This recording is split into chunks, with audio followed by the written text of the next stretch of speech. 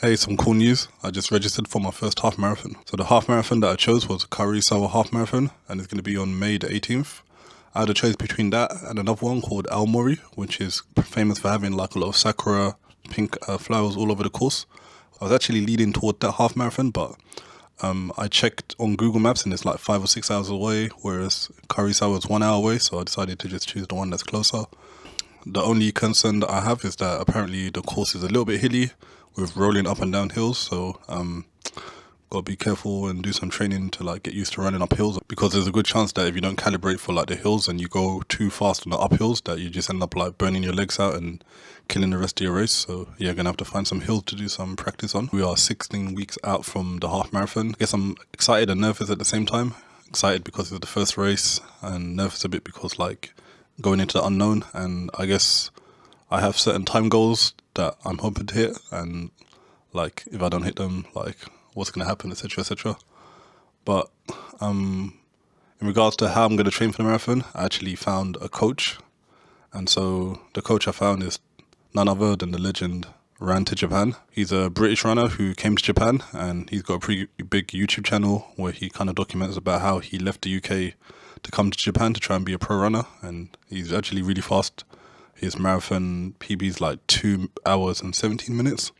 And he does like crazy stuff like run 250 kilometers a week, which is just pretty much insane. So I hit him up and asked him if he'd be interested in coaching me, and I told him about my sub 4 goals, and he was like, yeah, the goal's kind of crazy, but like he's into crazy stuff as well, so like he'll definitely help me.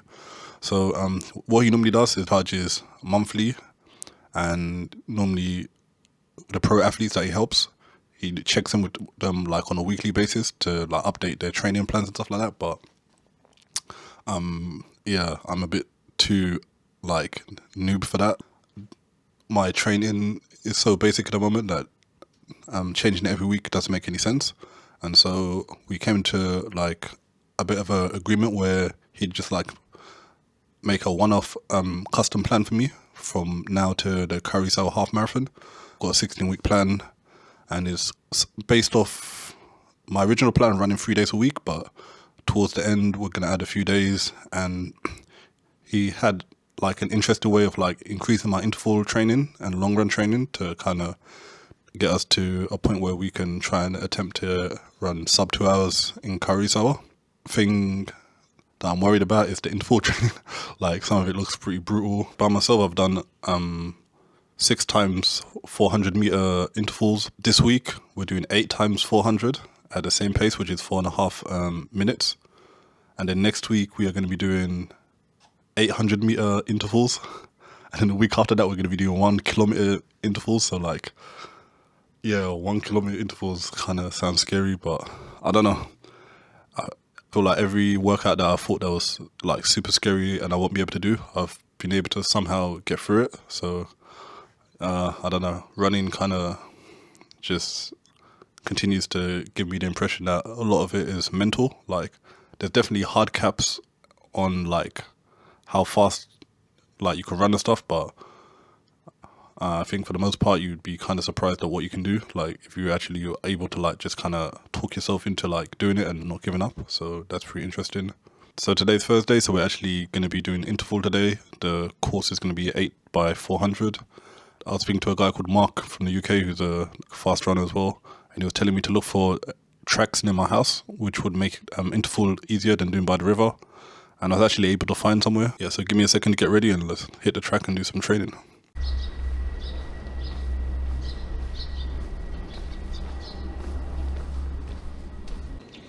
Hey, what's up? So we just arrived at the track. It's going to be open in about 10 minutes, so just chilling and waiting.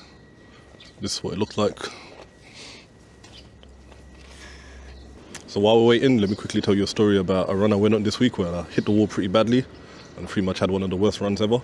So I work for a Japanese company, and there's a thing trending recently where in order to promote team building and cross-department communication, what the company does is that they allot you money so that you can make interest clubs. So for example, there's a board game club, there's a fishing club, and there's just like a bunch of other clubs like running and gym and stuff. And so every month they give you like $300 or $400 so that you can like go as a group and go and do something. And so I decided to join the running club and go for a run. They run at night time, so the running course is the Imperial Palace, which is a 5-kilometer loop. And so we met at the lobby, got to the course at about 8 o'clock at night. And so that was the first time I ever ran at night, and also the first time I ever ran with other people. About 2 kilometers in, one of the guys just decided to pick up the pace and start kicking. But I didn't know that he was only doing 5 kilometers, and I was going to do 10, like 2 laps. And then another guy started picking up the pace, and so I asked other people, like, what's going on, like, and they're like, yeah, we normally run like 2 kilometers together to warm up, and then people just go off on their own. And so I was like, okay, and I just kind of got gassed and started like picking up the pace and kicking. So I was running like kind of close to my limit for about 1 kilometer, felt pretty good. Second kilometer, I pulled it back a little bit, but then there was like this sudden uphill part, and after the uphill part, I was pretty much like just cooked. And so because there was one guy in front of me, I was able to just like hang on to him and like do the first 5-kilometer loop. Then I stopped to quickly get a drink and go toilet, and then I was like, okay, one more loop. And after like 1 kilometer, I like just stopped and put my hands on my head, and I was like, yo, I literally can't move, like I'm straight cooked. Like I've never actually felt like this in my life. So for the next like 2 kilometers, I'd run, walk, and I was like, damn man, like it's like 9 o'clock at night, I'm stranded in the middle of nowhere, and like I just like literally like my heart rate was only 140, so it was easy, but my body just was not having it at all. And so the last 2 kilometers, I was able to like kind of just like work some mind stuff and like make myself just keep running and not stop. But after the run, I was completely dead, and so like pretty much learned 2 pretty big lessons. And that was one: anytime I go for a run, I always like do the first half conservatively and then push at the last half if I'm feeling good. But because I was running with other people, I kind of got gassed and started like running other people's race instead of my own. And so yeah, I went out too fast and ended up just running an unknown course that had a lot of like ups and downs, and just kind of wrecked myself and had nothing left for the second half.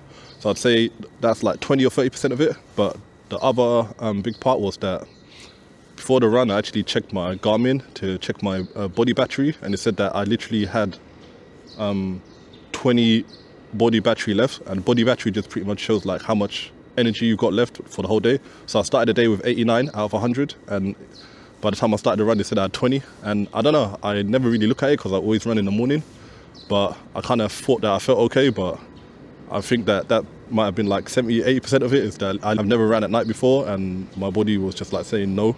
After the first lap, I checked my body battery again, and it said that I'm down to like 16 or 17. And so yeah, I think that's probably the reason why heart rate was low, and it felt easy, but I just couldn't do it. So it sucks, but it's actually good that that happened now while I was training. It sucked at the time, but I think it's actually good that it happened now in training, because I've watched a lot of people do YouTube videos about their first marathon, and everyone says the same thing. They had a plan, they had a pace, but then they went out and like there's everyone cheering and there's a bunch of people running next to them, and they just got gassed and went out too fast, and then they just tanked in the second half. So I always thought to myself, that can never happen to me, but yeah, it literally just happened to me. So yeah, it's kind of good to like get it out of the way. But anyway, I think the place is about to open, so let's quickly go in and like do some interval. Okay, we have arrived. The dude let me in a few minutes early. Looks like it's just me and one other person here, so quick twirl.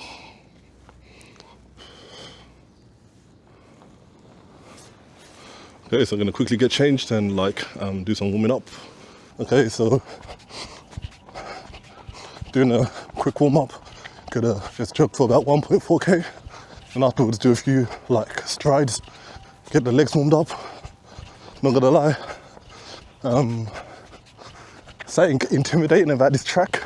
I don't know, it just feels like it's longer than if I was running at the river.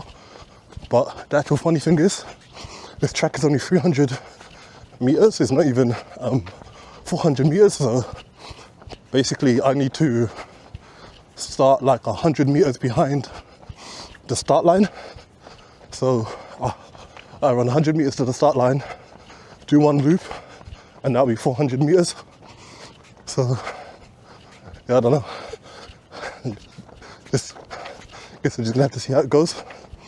So location wise, it's like one stop on the fast train, which is 5 minutes, and then it's about It's about a 13-14 minute walk, so it's not actually that bad. So what I do is that I drop my kid to school and then pretty much get the train and just come straight here. So it works out pretty good. But yeah, let's see how it goes. Okay, taking a quick 2-minute breather. Had to increase the rest time by a little bit because I'm not really at 100%. Had a work do last night. Normally I'd not go, but it was for my team, and my team like rarely ever like goes out and eat because like everyone's kind of like introverts. And yeah, it was from like 7 till 9. Got home like 10, 11. To make things worse, it was Mexican food. So yeah, feeling kind of bloated, but the times are decent, but just a bit of a struggle. Should definitely be a bit easier, but it's all good. Done 4 laps, got 4 more to go. Catch you at the end. So yeah, just finished the session. Kind of funny, I thought I had 1 more lap to go, but then the workout just ended. That's like how kind of locked in and out of it I was. I was like, okay, let me make the last lap the fastest one. Then it was like workout ended. I was like, oh snap. So yeah, gonna do a quick cool down, but I don't know. It's kind of tough. Happy I got the work in, but probably could have been slightly higher quality. But that fine line between living life and trying to get the training in. So last week, actually, I think something came up. I wasn't sure if something came up or I was tired, and I ended up moving my first day interval run to Friday. And because I moved it to Friday, I ended up being too tired to actually do my weekend run. So this week I was actually like, okay, I went out last night, came home late, feeling bloated. Maybe I'll just train on Friday, but then I remembered what happened last week where I ended up missing the whole weekend run. So I was like, okay, let me just get through it. So I don't know, just gonna have to be careful and probably protect like 1 or 2 key days, like make sure Wednesday I never have anything in my calendar so I can get a good night's sleep, because this is the most important run of the training block. But yeah, gonna quickly cool down, then go home and get some food.